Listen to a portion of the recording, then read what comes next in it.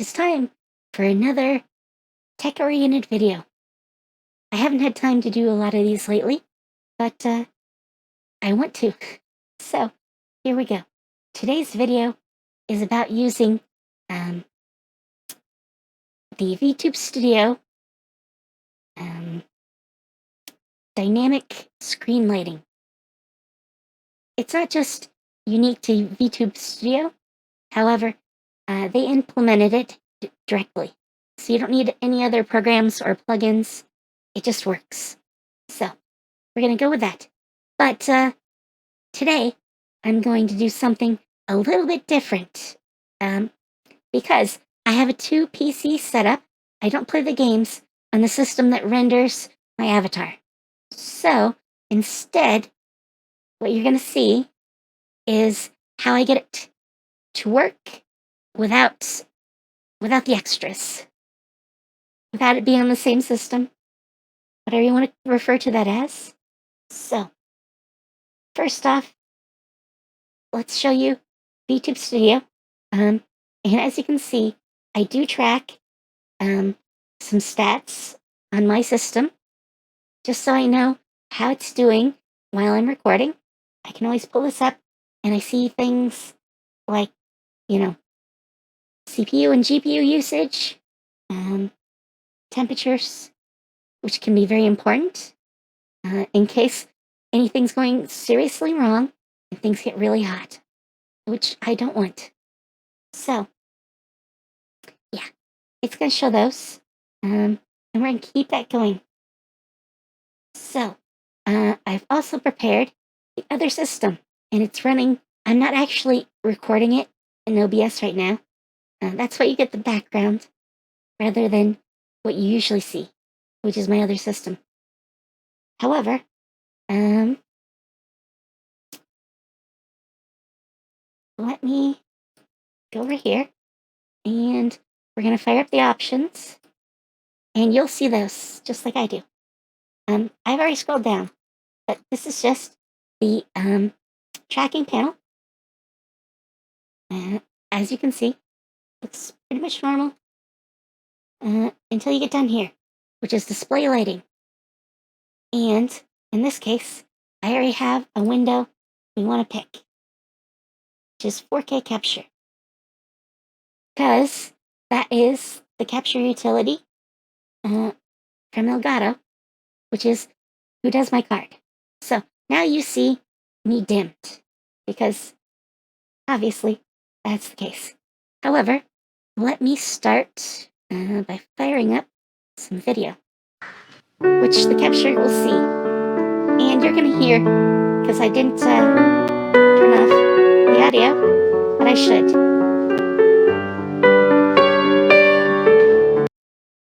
I don't know if I have license for that, so let's turn that off. But you will see that I do actually, depending on lighting, go brighter or dimmer. This is how I had it running when I was doing Alien Isolation.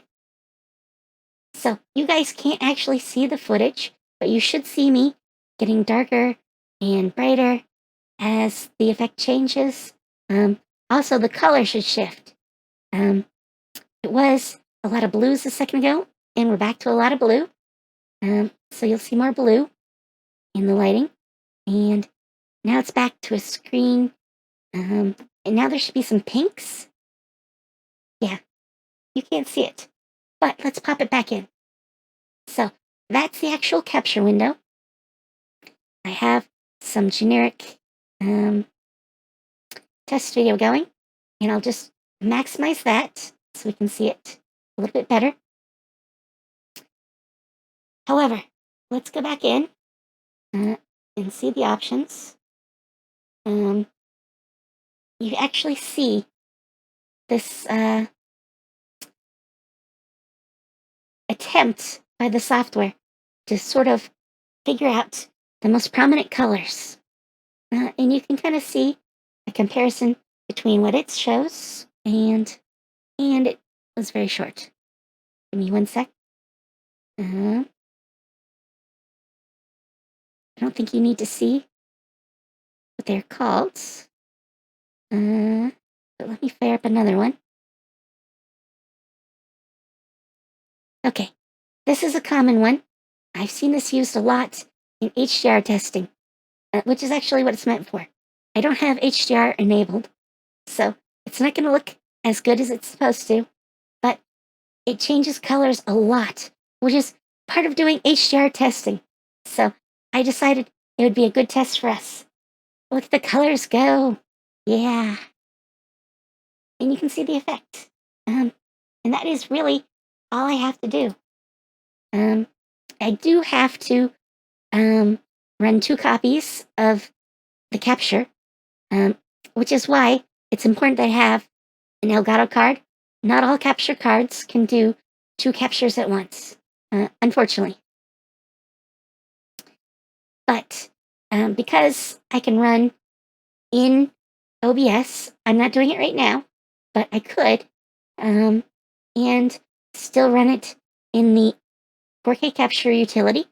I don't have to record it in the 4K utility, but yeah, it will actually just let me, and I do this a lot when I want to watch content on both systems, because my main speakers are actually on the streaming PC. So I don't really have speakers on my gaming PC, which is kind of important. But yeah, this is how you get to work. It's pretty simple. There's not too much to it. But you do have to have the ability to have it run on both OBS, because you want to capture it and output it usually, especially if it's a game. If I were playing a game, that'd be a different story. I would need it here in OBS, and I would need it in the 4K capture. But that is how you do it. You have one capture window, which has very little extra. There's a little bar in the top and a little bar in the bottom. Otherwise, the rest of the screen is moving. It's not perfect, because if we were on the same PC, the entire screen would actually be filled. But unfortunately for us, that's not the case. But it's very close. I can't use OBS for this because OBS just does not have a big enough part to the screen. So, yeah. If it was a larger part of the window, I could probably do it within OBS. Like if I were only showing the capture window, then I could probably, or preview window, I could probably do it within the preview window without using another program. However, I don't know a way to capture just that. So this is what we get. You see how the colors shift and go just like they're supposed to, while doing it as the capture window. But yeah, very simple. I think this is a good example, so I'm going to stop here.